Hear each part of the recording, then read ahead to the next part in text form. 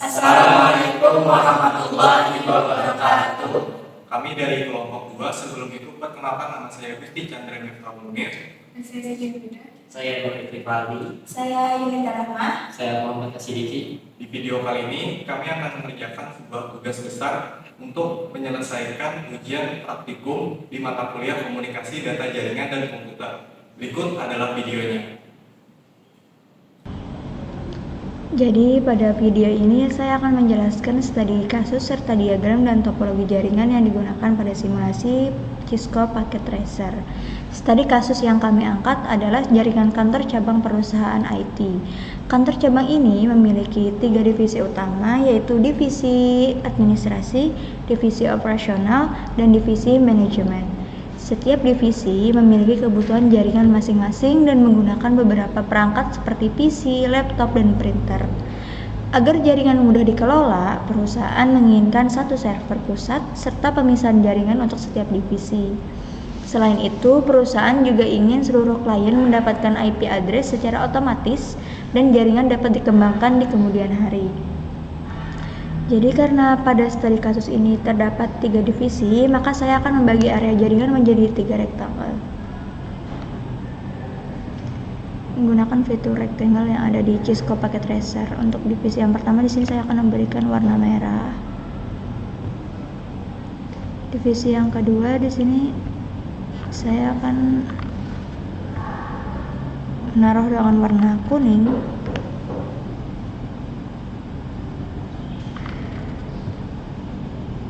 Dan divisi yang ketiga di sini saya akan menaruh dengan warna biru.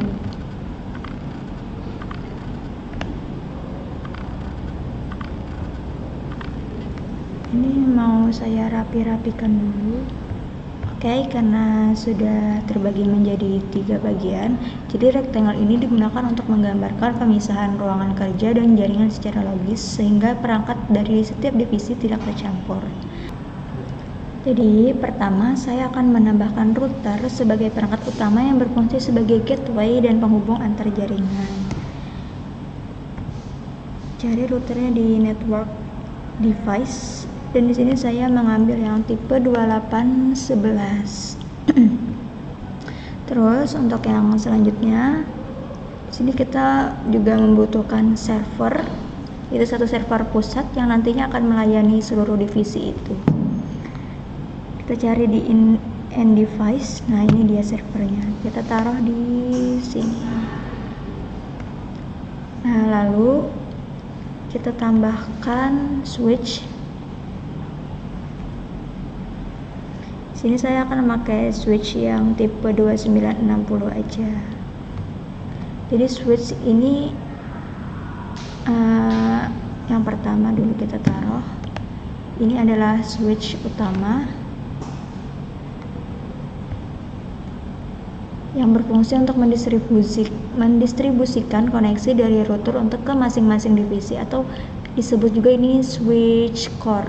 Jadi ini dia, switch inilah nanti yang akan membagi jaringan ke ruangan tiap divisinya. Terus selanjutnya kita nambahkan switch untuk per ruangan divisi ini. Karena terdapat 3 divisi, maka saya akan menambahkan 3 switch divisi masing-masing untuk divisi administrasi, operasional, dan manajemen.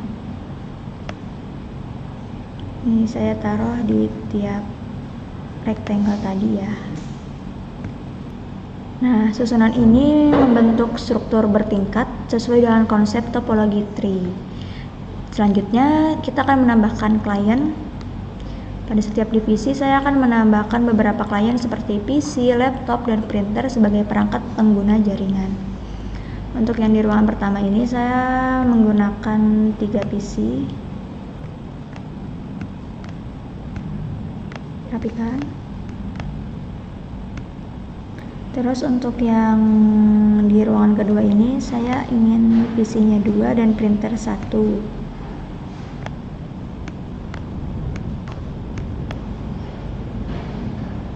Terus untuk di ruangan yang terakhir saya menggunakan 1 PC, 1 laptop, dan 1 printer.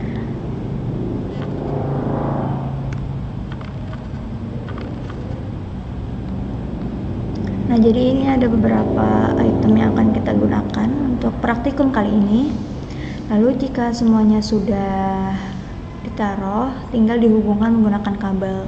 Jadi di sini total item yang kami gunakan ada 1 router, 4 switch, 1 server, 6 PC, 1 laptop, dan 2 printer. Oke, selanjutnya saya akan menggunakan kabel straight through untuk menghubungkan semua perangkat.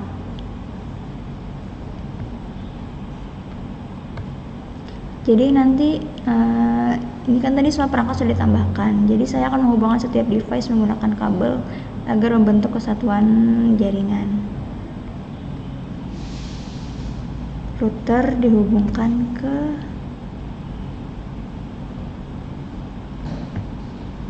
ini, router hubungkan ke switch core, terus server dihubungkan ke switch, terus yang switch core ini dihubungkan ke tiap switch divisi. Divisi yang pertama, divisi yang kedua, divisi yang ketiga atau divisi terakhir. Lalu jika setiap switch sudah terhubung, saya akan menghubungkan switch tiap divisi ini ke klien. Ini sama menggunakan kabel straight through juga. Jadi setiap klien itu dihubungkan menggunakan ke switchnya. Begitu juga dengan divisi-divisi lain, akan semuanya kita hubungkan. Nah, biar lebih rapi di sini saya mengganti nama tiap perangkatnya. Ini kan tadi switch core, terus ini switch divisi administrasi.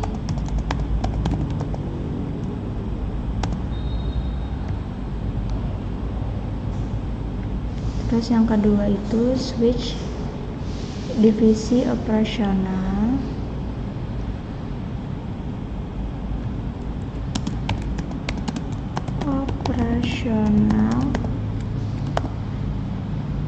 Dan yang terakhir ini switch divisi manajemen. Nah, jadi ini adalah gambaran dari diagram kasus kami.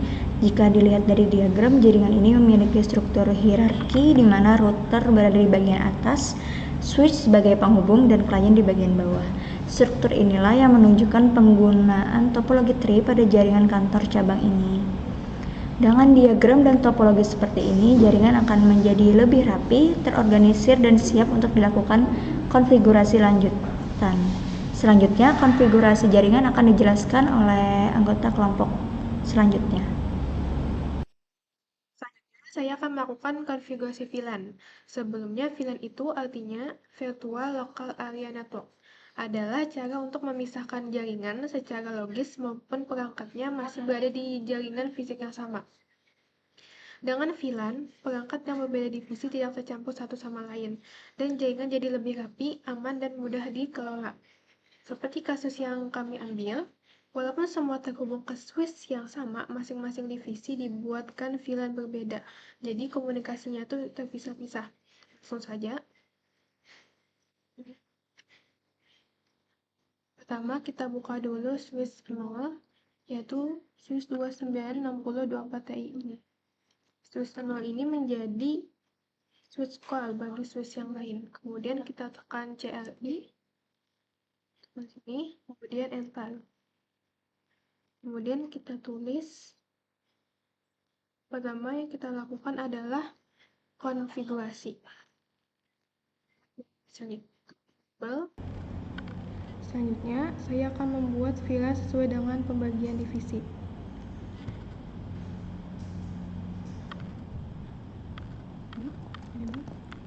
Konfigurasi.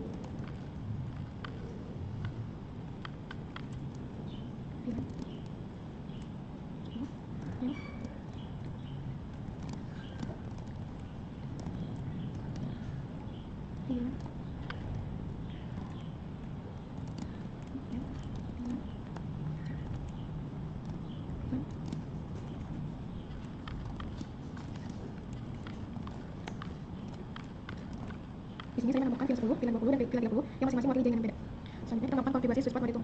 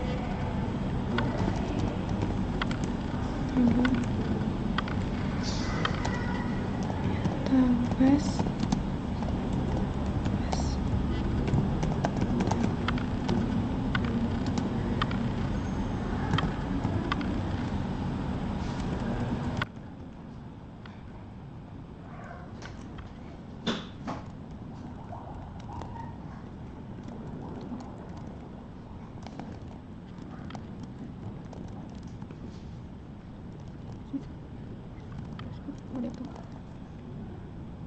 yang terus.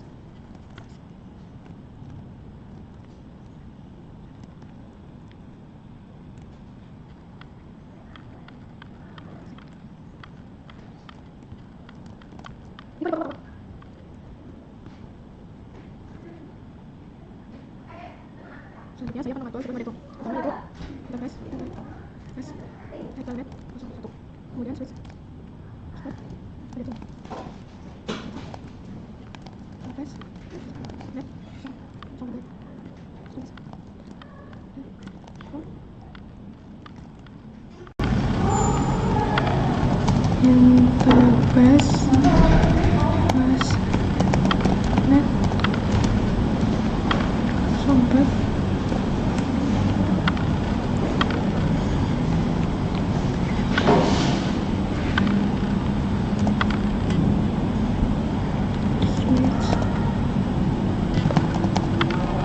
Spot mode,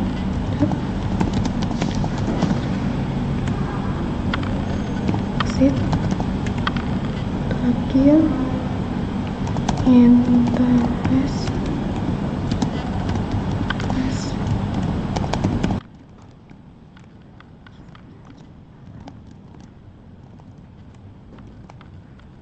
jadi mode ini penting supaya semua VLAN bisa lewat antara switch, bukan cuma satu VLAN saja. Selanjutnya kita buka switch 1, yaitu atau switch 1. Kemudian pilih cari, kemudian enter.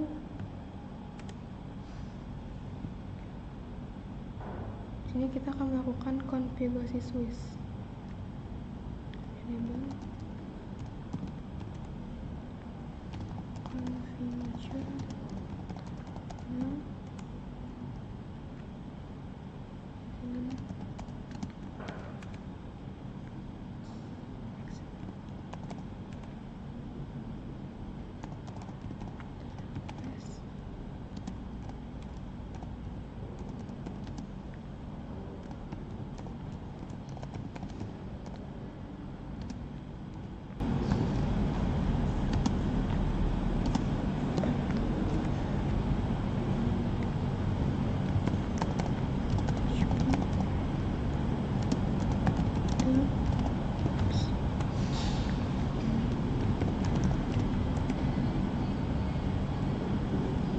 switch spot, akses, spot,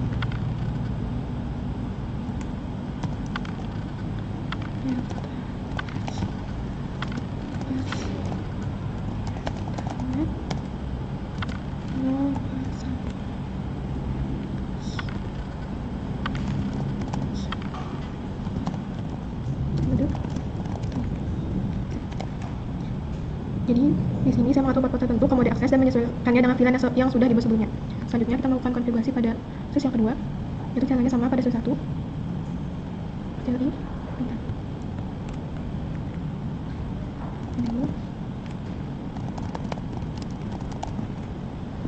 Filan 20. Exit. Interface. Range. Flash. Tablet.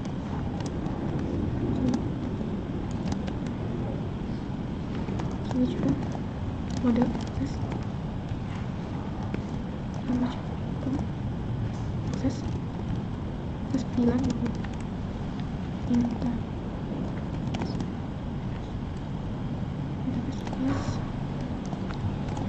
Tablet.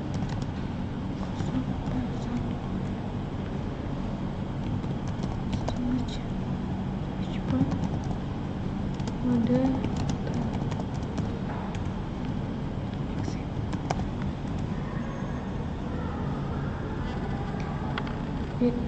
Jadi langkah yang sama dilakukan pada switch 2, yaitu port ke end device saya set sebagai akses, lalu saya masukkan ke VLAN yang sesuai.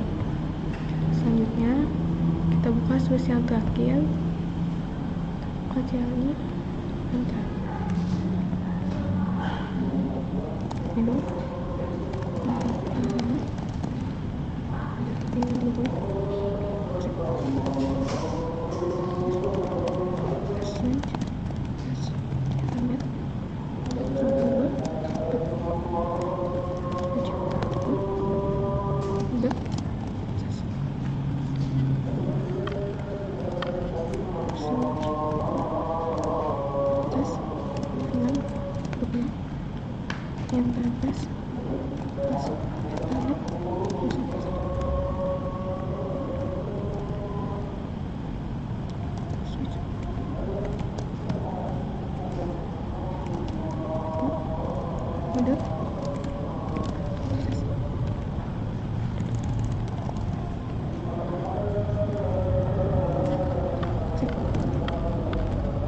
Nah, pada konfigurasi switch 3 ini, jangan lupa bersama pada switch 1 dan switch 2 agar semua VLAN konsisten dan bisa saling terhubung lewat switch call. Selanjutnya, kita buka router 2811. Kita konfigurasikan. Kita semua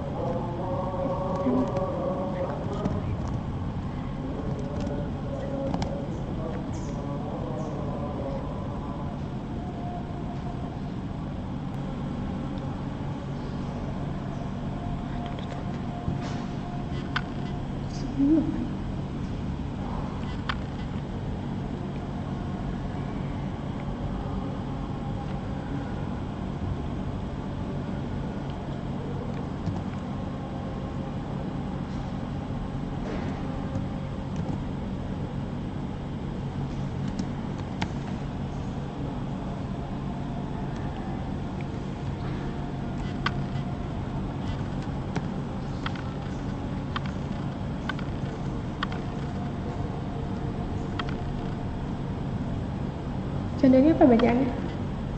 Canda tunggu enggak? Ini apa bacaannya? Tadi.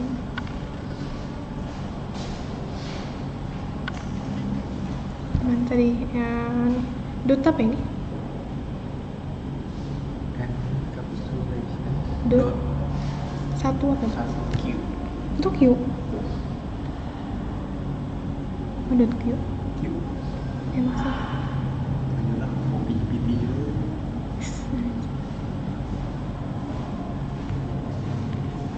Yang kemasuk dot Q.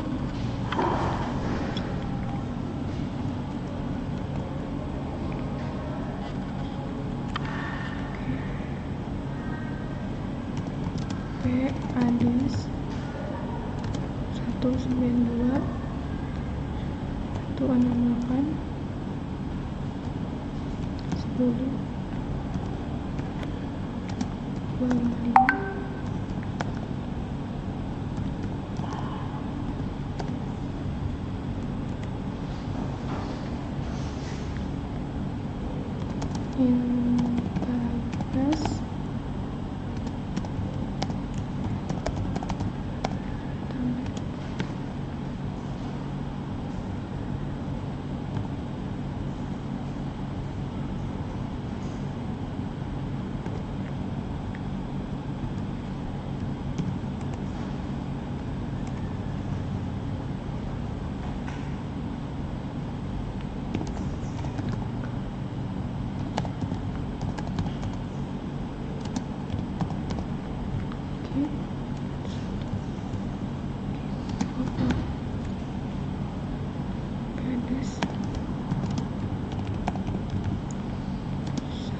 Dia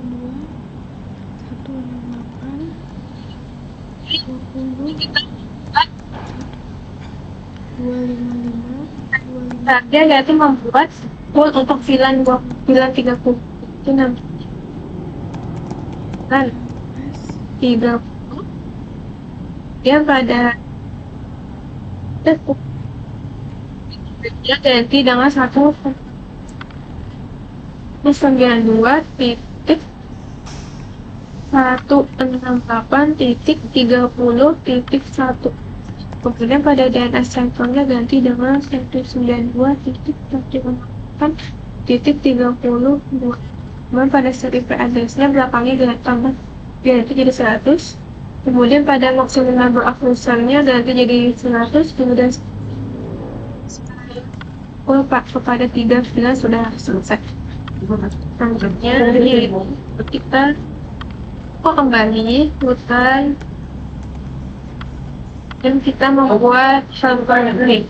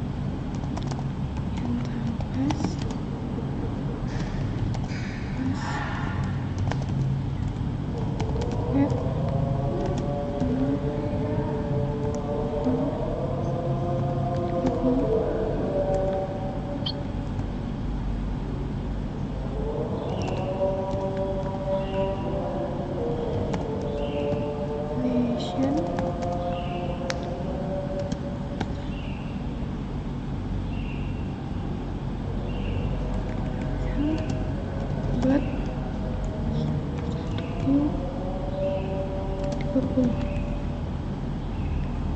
IP address 192.168.30.255.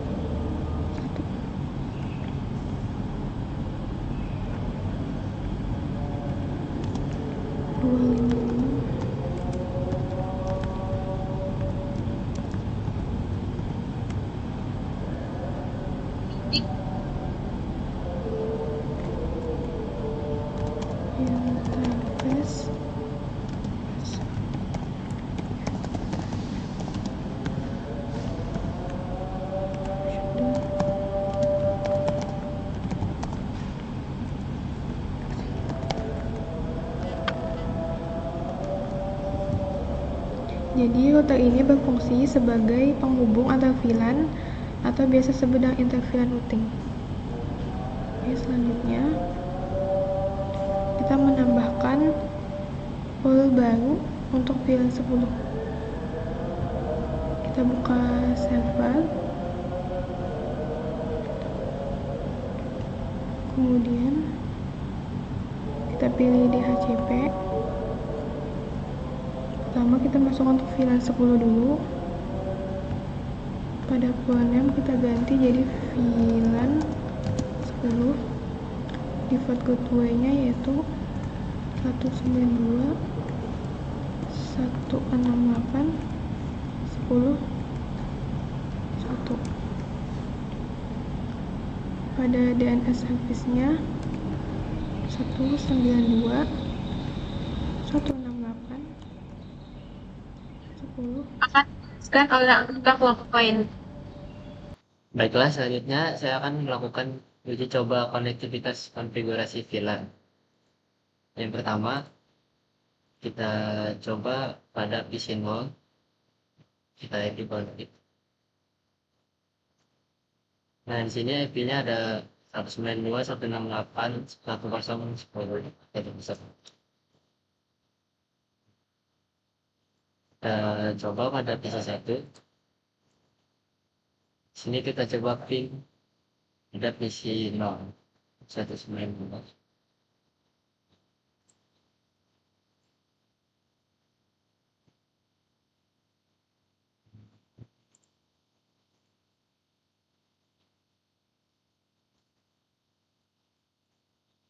Nah, di sini PC1 berhasil melakukan ping pada PC0.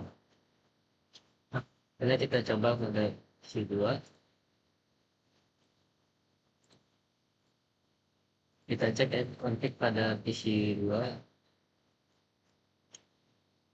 Nah, di sini pin-nya 192.168.10.11.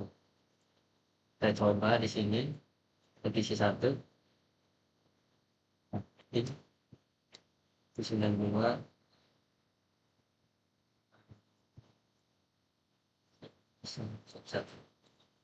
Nah, di sini PC1 berhasil melakukan ping pada IP PC2. Selanjutnya kita coba pada PC3. Kita cek di konfig.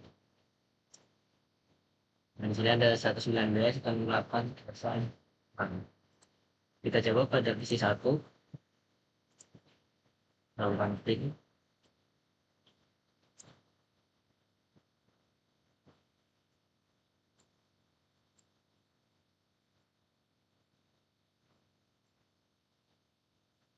Nah, di sini PC1 tidak dapat melakukan ping kepada PC3. Kita coba.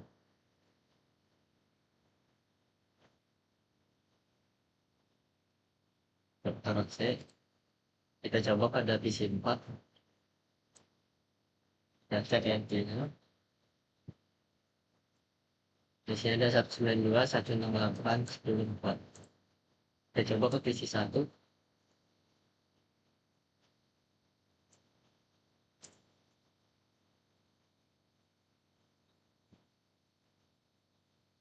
Nah, di sini PC1 tidak dapat melakukan ping pada IP PC4.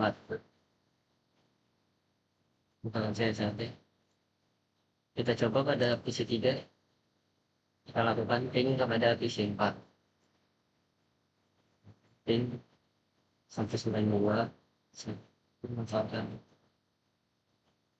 10.4. Nah, di sini PC3 dapat melakukan ping kepada PC4. Nah, coba lagi kita cek pada PC5.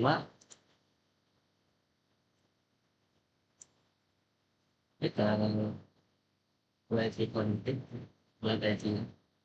Di sini IP-nya 192.168.10.3. Kita coba ping ke PC3.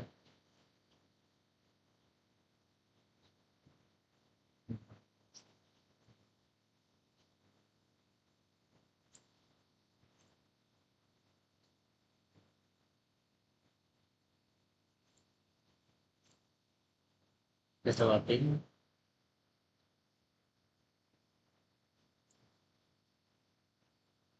Nah, di sini PC3 tidak dapat melakukan ping pada PC5. Jadi hal ini karena pada PC3 dengan PC5 memiliki pilihan yang berbeda. Jadi PC3 hanya dapat melakukan ping pada PC4, tapi tidak dapat melakukan ping pada PC0, PC1, PC2, dan PC5. Begitu juga pada VLAN di PC0, dia hanya cuma dapat melakukan ping pada PC1 dan PC2, tapi tidak dapat melakukan ping pada PC3, PC4, dan PC5. Dan juga pada PC5, dia tidak dapat melakukan ping pada PC yang lain, kecuali pada PC yang dengan VLAN yang sama.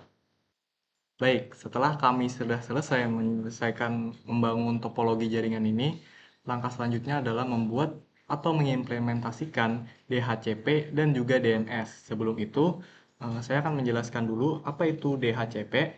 DHCP itu adalah sebuah singkatan dari Dynamic Host Configuration Protocol.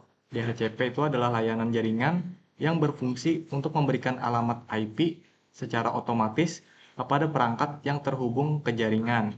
Kemudian untuk DNS atau Domain Name System adalah layanan jaringan yang berfungsi untuk menerjemahkan nama domain menjadi alamat IP. Oke, langkah pertama kita buka dulu yang router yang utama ini, router 3. Oke, sudah seperti ini kita aktifkan dengan menggunakan perintah enable.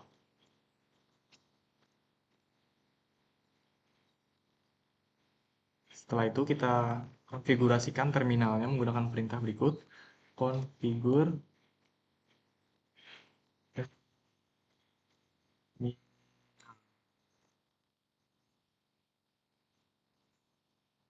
Jika sudah, kita akan ketik router RIP.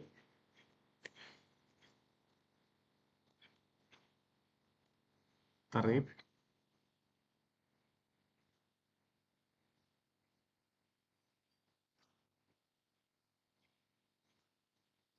Lalu ketik N.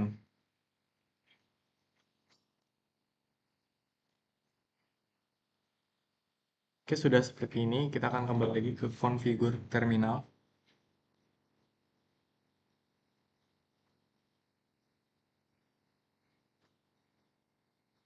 Setelah itu, akan ketik interface.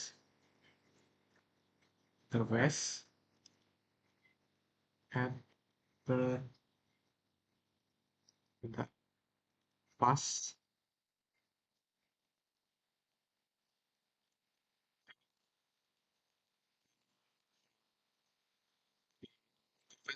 Ethernet 0/0. Ini untuk jaringan yang kita gunakan pas Ethernet 0/0. Kita enter, config it. Setelah itu baru kita ketik exit, keluar. Nah, untuk 0/0 itu sudah dikonfigurasikan. Selanjutnya kita akan masuk lagi ke interface fast Ethernet 0/1. Jadi kita exit lagi. Nah,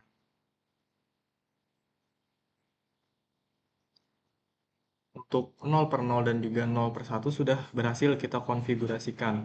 Langkah selanjutnya kita akan masuk untuk mendaftarkan IP address-nya. Nah, ketik seperti ini. IP address 192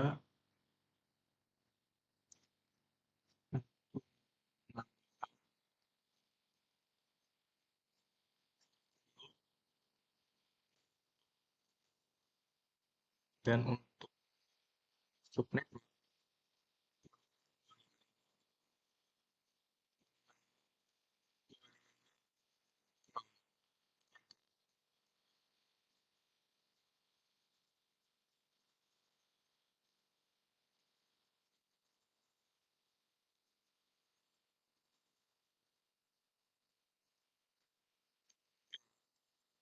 ini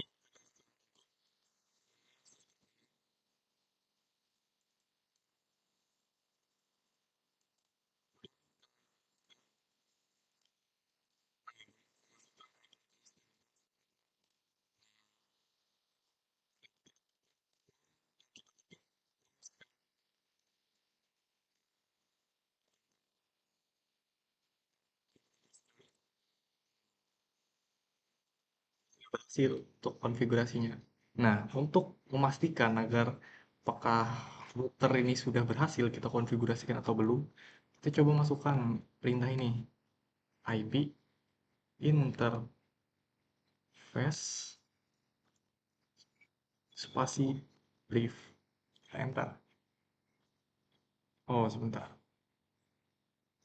Kita exit dulu.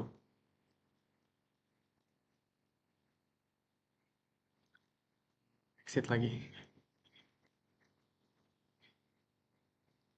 Nah, span perintah tadi. Yo, IP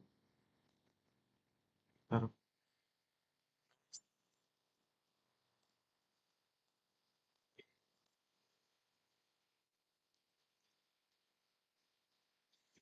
IP.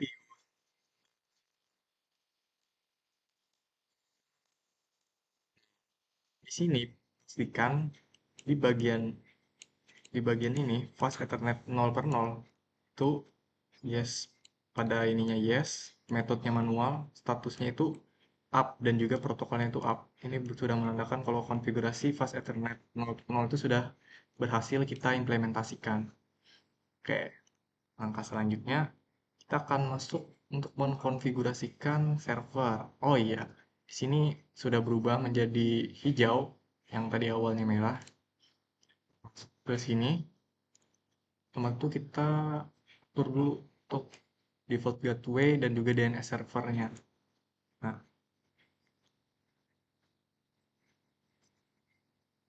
Kita akan masuk ke desktop, lalu ke IP configuration. Nah, masukkan untuk IP address itu 192.168.10.2, subnet masknya 255.255.2550, default gateway-nya 192.168.10.1, DNS servernya 192.168.10.2. Nah, baru kita masuk ke service, ke bagian DHCP. Kita pastikan ini on terlebih dahulu, kemudian kita beri nama dulu. Di sini saya akan beri nama dia free underscore LAN. Nah, kemudian untuk default gateway-nya itu adalah 192.168.10.1.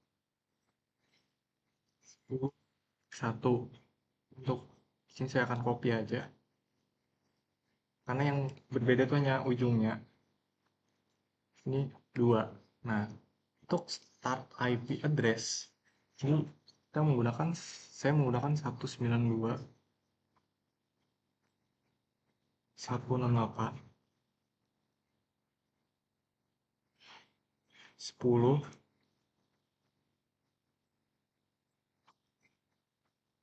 Nah, untuk subnet masknya itu sama seperti yang tadi, 255.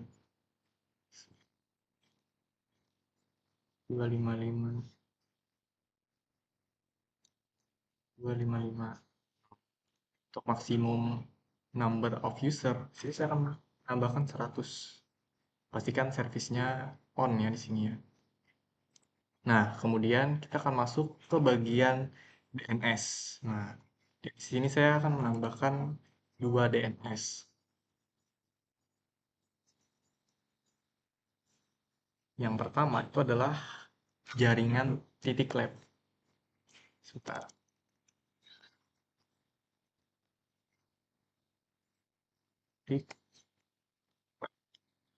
Ini pastikan DNS service-nya on. Kemudian untuk address-nya, ini saya akan isi 192.168.10.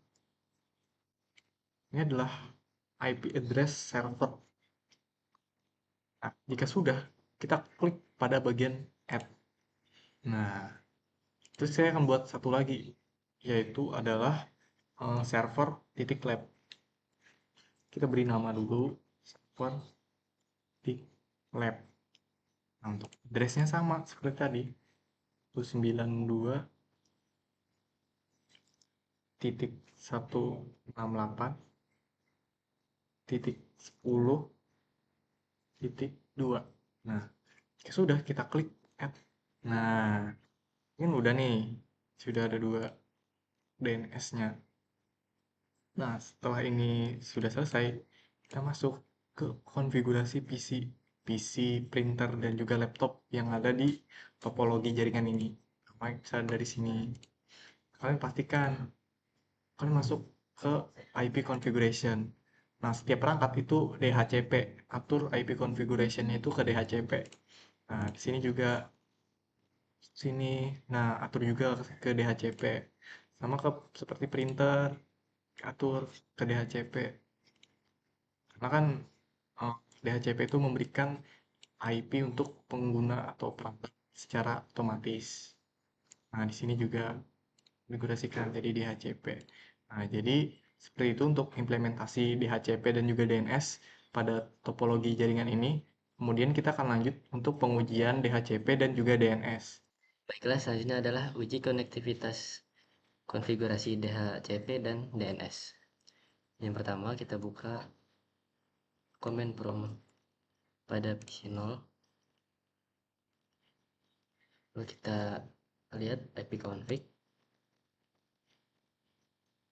Nah, di sini IP-nya ada 192.168.10.10, berarti sudah tersambung. Saatnya kita coba uji konektivitas IP dari DHCP atau gateway. Itu 192.168.10.1. 1.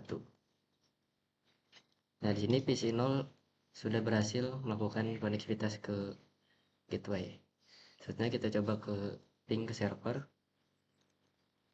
Masukkan IP servernya 192.168.10.2. Nah, di sini PC telah berhasil konfigurasi ke server. Selanjutnya kita coba kita uji konektivitas ke DNS. Yang pertama, kita ping server.lab. Nah, di sini PC telah berhasil connect ke server lab. Selanjutnya kita coba lagi ke jaringan .lab.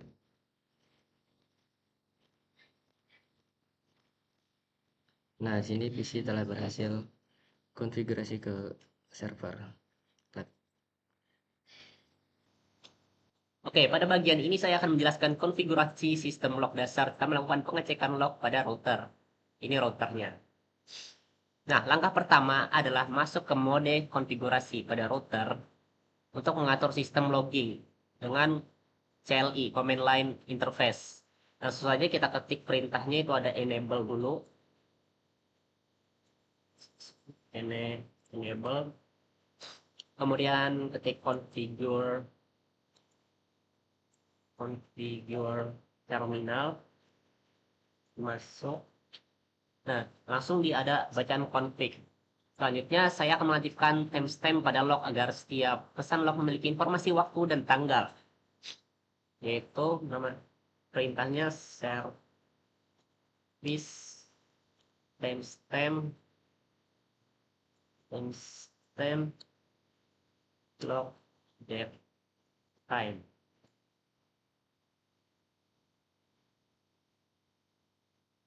Service timestamp log date time.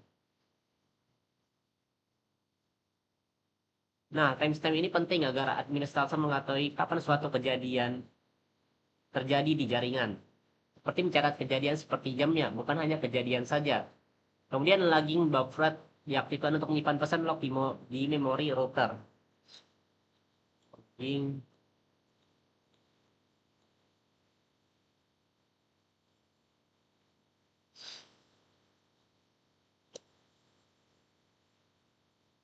Logging buffer ini memungkinkan log disimpan sementara di router dengan ukuran buffer 49 byte sehingga bisa dicek langsung melalui command line. Ibarat buku catatan internal itu di dalam router catatannya. Terus exit aja. Untuk cek bagian inti, setelah konfigurasi selesai dilakukan pengecekan log untuk memastikan sistem logging telah aktif.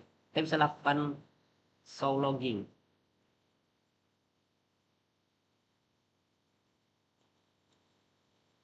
Nah, ini ada message loaded-nya, ada bacaan. Oke, hasil dari perintah ini menunjukkan bahwa sistem logging pada router telah aktif dan siap digunakan. Kesimpulannya, dengan konfigurasi tersebut, sistem log dasar pada router telah berhasil diterapkan dan dapat digunakan untuk monitoring serta troubleshooting pada jaringan. Konfigurasi ini sudah dianggap sebagai sistem log dasar. Mungkin itu saja dari saya. Terima kasih. Sekian dari kelompok kami. Mohon maaf jika ada salah dan kekurangan. Wassalamualaikum warahmatullahi wabarakatuh.